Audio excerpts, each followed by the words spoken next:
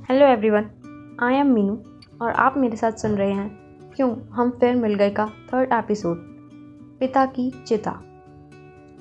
US में सुबह के 9:30 बज रहे थे जब आलिया फ्लाइट में बैठती है और इंडिया के लिए रवाना हो जाती है। कुछ ही घंटों में उसके पापा का अंतिम संस्कार होने वाला था। वह शायद सारी विधि में समय से शामिल नहीं हो पाती, पर वो एक बार अपने पिता को देखना चाहती थी। जिंदगी का एक रूल है that it never lets you settle. आप जो सोचोगे, आपकी किस्मत और जिंदगी आपकी उस सोच से हमेशा 2 कदम आगे रहेगी। और कुछ ऐसा ही आलिया के साथ होने वाला था। ठीक 2:10 पर आलिया के सामने उसके पिता की चिता जल रही थी।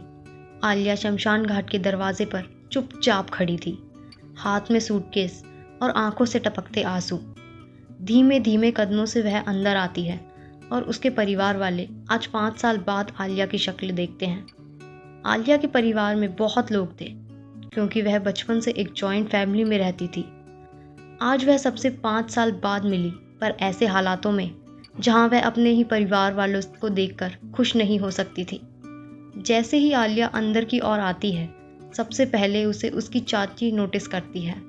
धीरे धीरे करके वहां मौजूद हर एक इंसान को पता लग जाता है कि आलिया वापस आ चुकी है।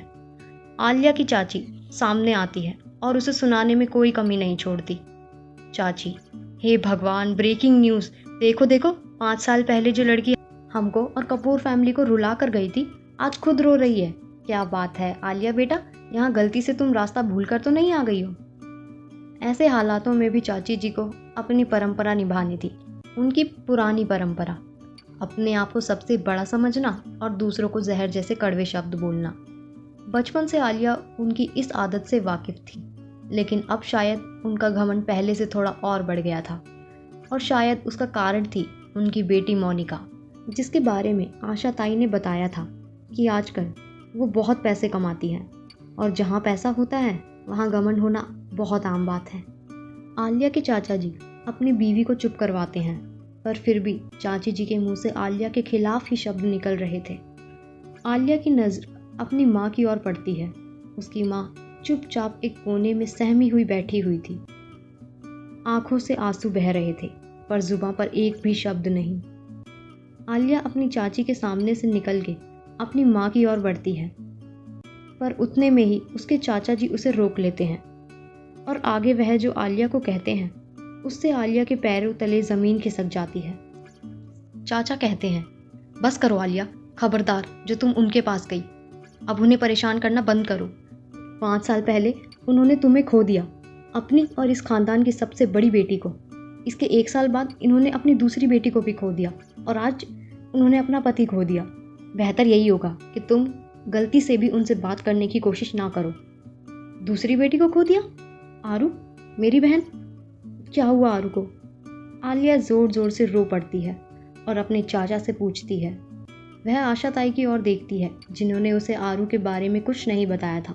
बताइए चाचा जी, कहाँ है आरू? आलिया जोर जोर से पूछती है। चाची जी आलिया के इस सवाल का जवाब देते हुए कहती है, गुनाह तुमने किया, लेकिन सजा हम लोगों ने भुगती। जिस मंडप से तुम भागी थी, उस मंडप में बैठे दूल्हे के परिवार ने तुम्हारी बहन को जेल भिजवा दिया, वह भी बिना किसी आरोप के। सीधा साधा परिवार था हमारा, लेकिन तेरे चक्कर में ना जाने कितने कोर्ट के चक्कर लगाए। पर अब लगता है कि दूल्हे राजा बहुत बड़े बन गए हैं, वरना लाख कोशिशें करी हमने, पर कुछ नहीं हुआ। बेचारी आरू 4 साल से जेल में है। आलिया की नज़रें अभी भी आशा ताई पर थी।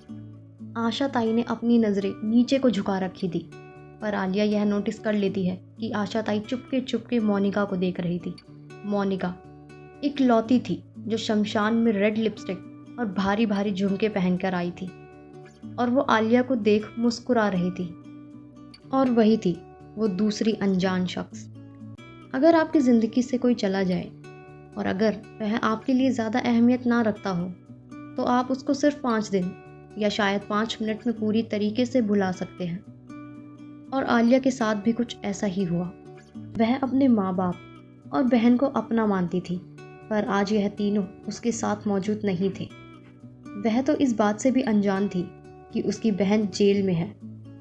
धीरे धीरे कर शमशान भूमि से हर इंसान निकल जाता है, बचता है तो मोनिका और आलिया। धीरे धीरे कर चिता की आग बुझ रही थी और आलिया की जली जलाई जिंदगी में फिर दोबारा आग लगने की बारी आ चुकी थी। आलिया और मोनिका के बीच में कोई बातचीत होती, इससे पहले ही शमशान भूमि में एक अनजान इंसान दाखिल होता है। उसके साथ 2 बॉडीगार्ड होते हैं और एक ऐसी चीज़ जिस पर हर इंसान की नज़र सबसे पहले जाती थी, उन बॉडीगार्ड के हाथ में पकड़ी हुई बंदूकें। आलिया उस इंसान को नहीं जानती थी, पर वो इंसान शायद आलिया को अच्छी तरीके से जानता था। वो आलिया से कहता है, आपकी 100 करोड़ की उधारी है।